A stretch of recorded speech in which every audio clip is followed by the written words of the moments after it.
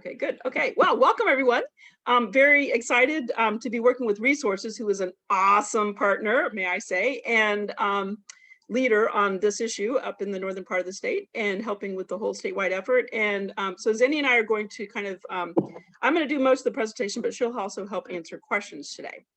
So as you all know, we have a recycling crisis and a plastic pollution crisis. And the way to address this is by reducing unnecessary plastics through legislative bills, and also building markets and restoring our recycling system and create jobs here in Washington. So that's kind of the game plan of where we're aiming with doing this work. So I'll get back to that. I just want to sort of set it up with that. So today we're going to talk about the purpose of the protocol.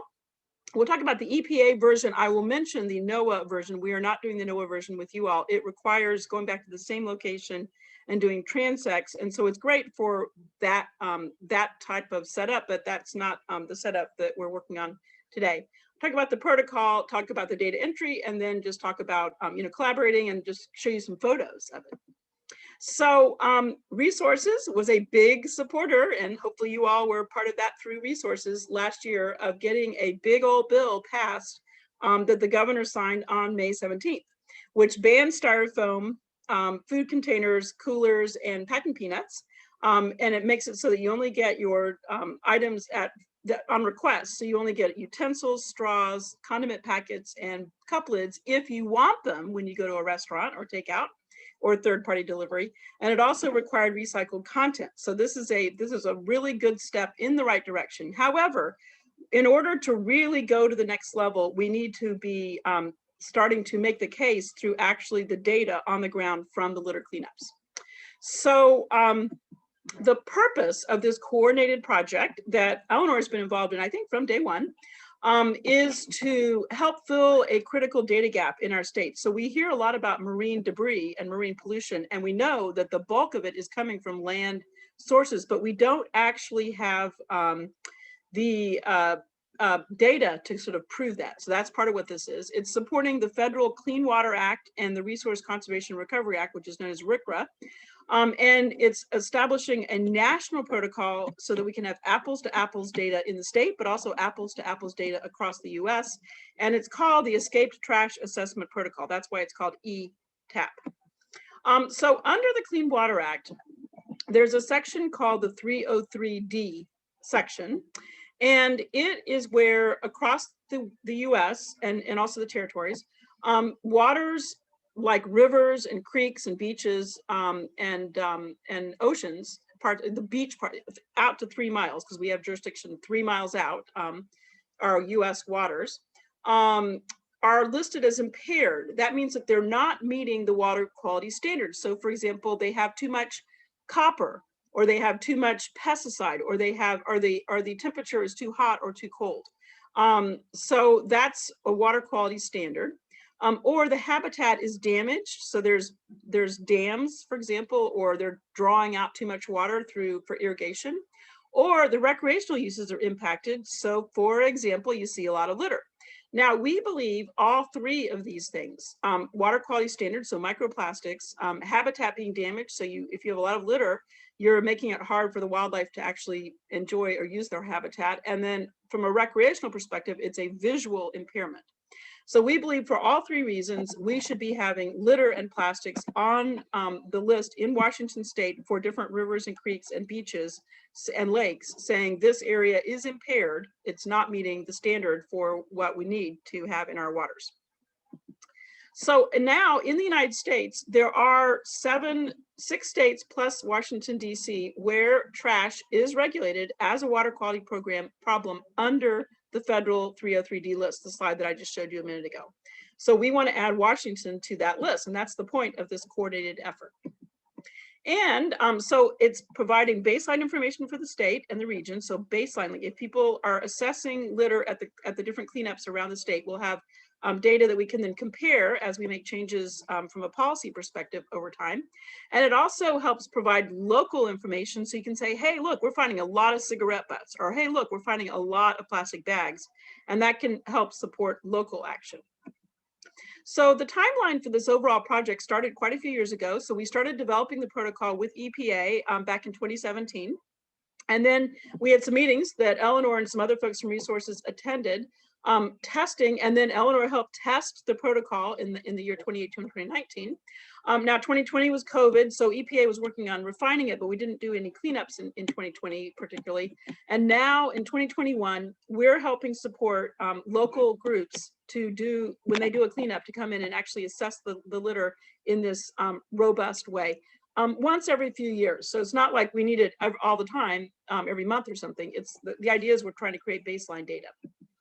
So as you all know, there are lots and lots of groups out there who are concerned about litter, and so obviously you all from a beach perspective, but also there are creeks groups, there's lakes groups, there's wetlands, there's forest groups, there's right away, like business interests want to have their business areas cleaned up, etc. And so what we're doing is we're helping provide support with the events. And so that's what we'll be doing next week. And we're helping with the data entry and compiling the data, and then later to presenting the results. So here is a description of the protocol. These, by the way, are all photos from recent cleanups. And so this should not be a shock to you to see this stuff. So to get this whole thing started, we looked at a lot of the existing protocols that are out there.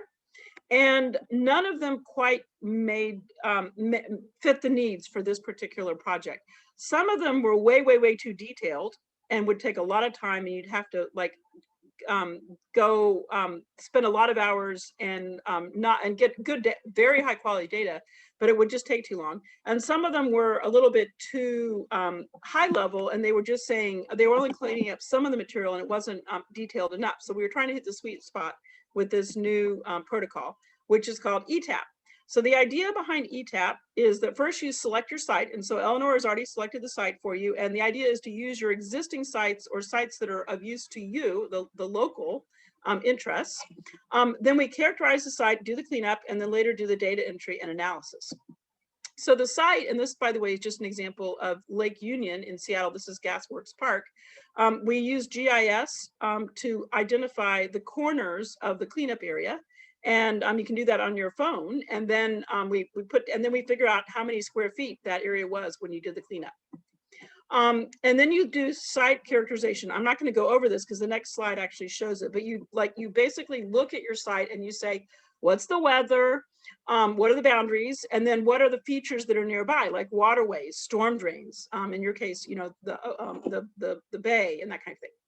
And then we also look at what is just a visual overview of how polluted or littered is the site at the beginning, just on a very coarse scale, 1 to 4, A to D here. And so that's just a basic sort of overall look. And then we also look at what preventative measures are already in place. Do they already have trash cans? Do they already have recycling? Do they have cigarette cans? Do they have signs that are up? That kind of thing. So it is very, very important. I want to emphasize this now, and I'll re-emphasize it later, that when we do the cleanups with groups, that every single bit of trash or man-made material at that site gets cleaned up. And so that includes things like orange peels. It includes things like sunflower seeds, and it does include things like pet waste. And it includes, for example, charred wood that people have brought down to make a bonfire. Not necessarily wood that was naturally there, but the wood that was brought in to make a bonfire. So the idea is we're looking at all of the man-made material at that location.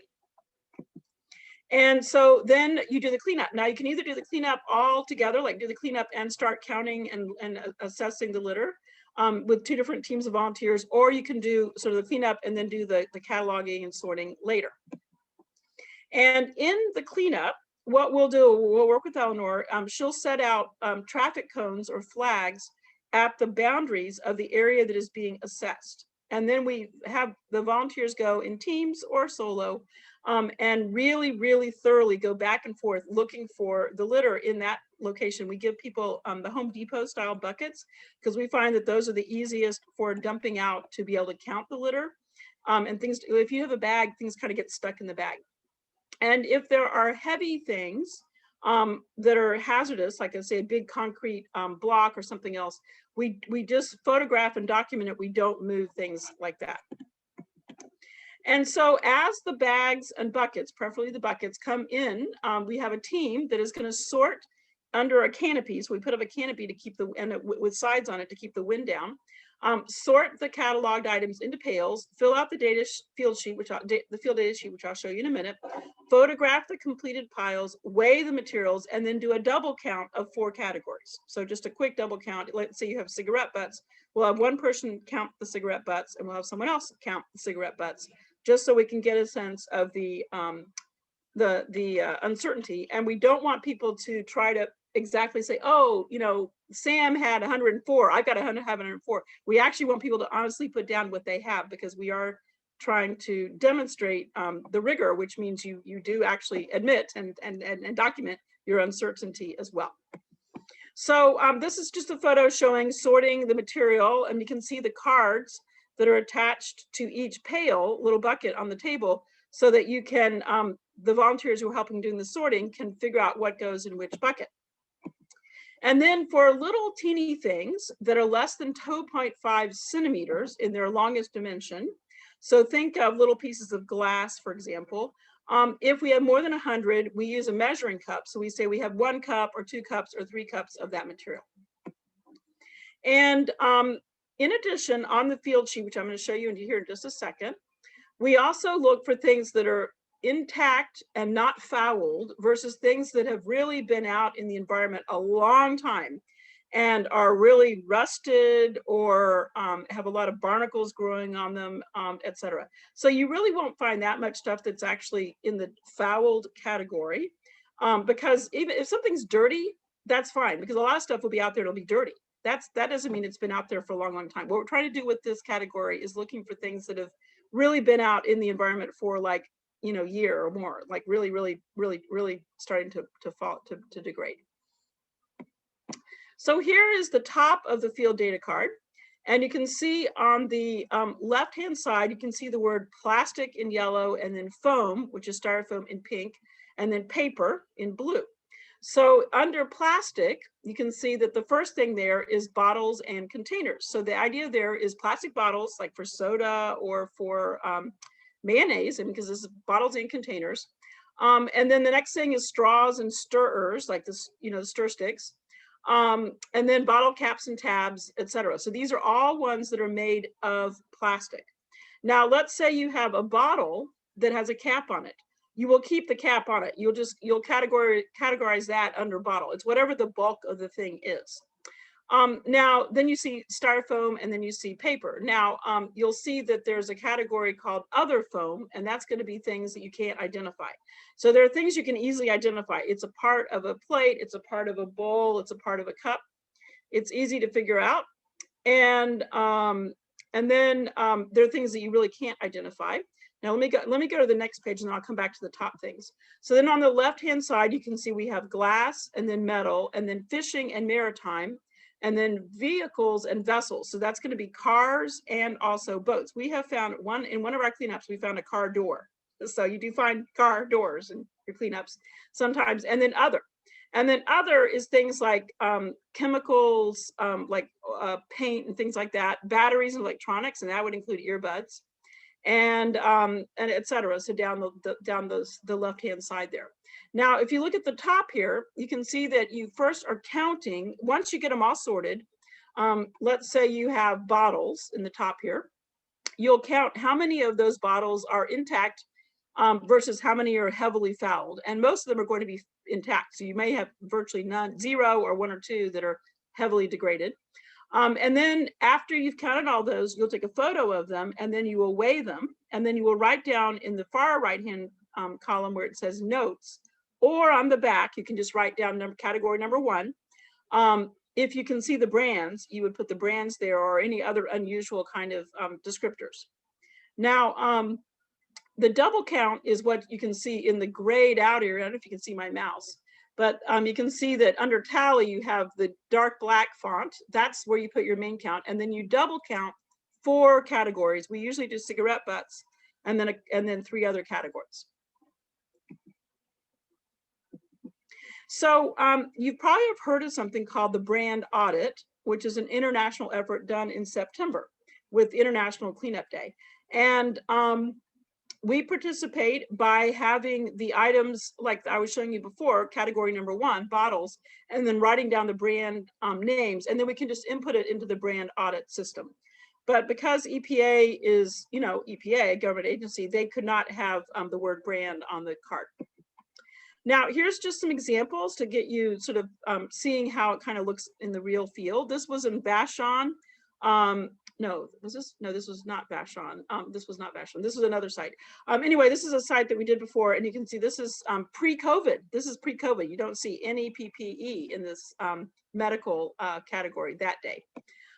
Then here's some beverage containers. I usually try to get all people to put all the cans in a way that you can see the brand and the name. So we usually kind of line them up if they're not too many of them. And notice that we use the card that we had taped to the pail. Now we put it down flat, and that way you have the card that goes with the category, and it's easy to identify the photos afterwards. Then we weigh things using a luggage scale and also a kitchen scale. Luggage scale for the heavy things and a kitchen scale for the things that are not so heavy. And a lot of plastic is very lightweight. So a lot of stuff gets weighed with the kitchen scale.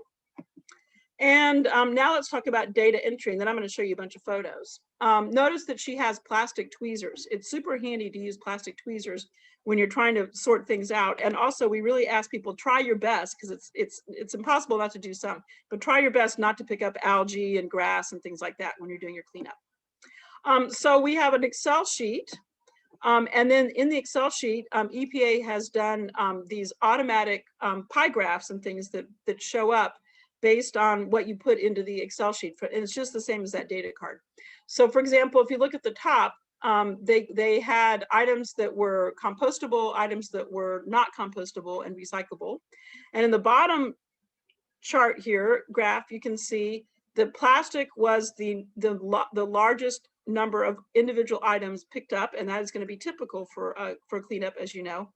And so these are some of the built-in graphs they have. Another one is packaging versus product, and another one is fouled versus not fouled, the condition of that escaped trash. Now, people do sometimes question if volunteers are as good as anyone else, and our argument is absolutely.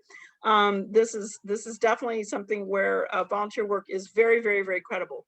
But in order to sort of demonstrate that, we do have quality assurance measures that are put in. So one is the photos that you saw there. One is the volunteer training. So partly today, and we'll do Q&A in a minute. And then also in the field, and then double checking the site. So after the volunteers go through once, we say, hey, can you go back one more time and go over the entire site again? Because people inevitably don't get everything. Ideally, people are categorizing in pairs. They're kind of trading off and watching each other and saying, hey, where does this go? Where does that go? And then double counting 4 categories. And then the site leader will sign off on the data. So now let's show you some photos.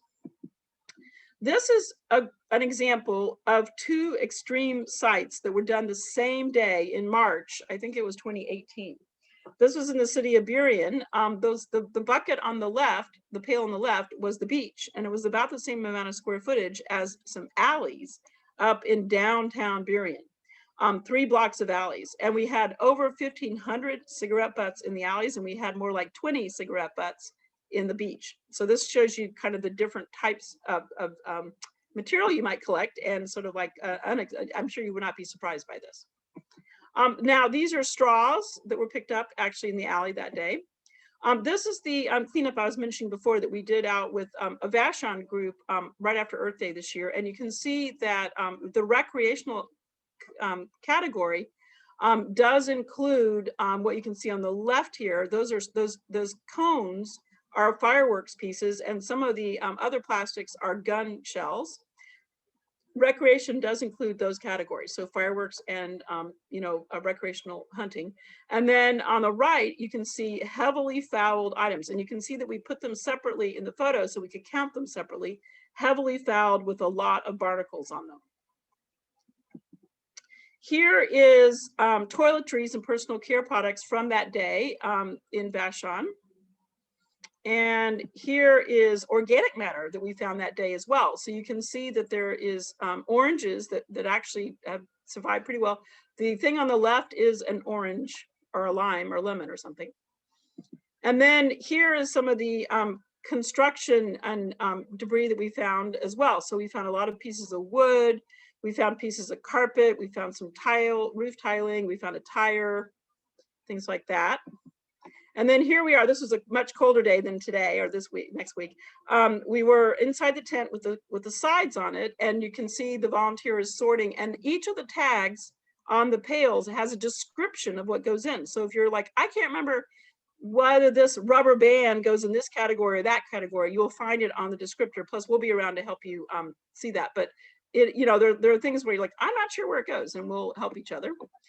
This is just real quick, a cleanup that we were doing in the Duwamish Valley in South Park. This is when they were getting ready to start to do the counting of the items. So they didn't count the same day, they counted a different day.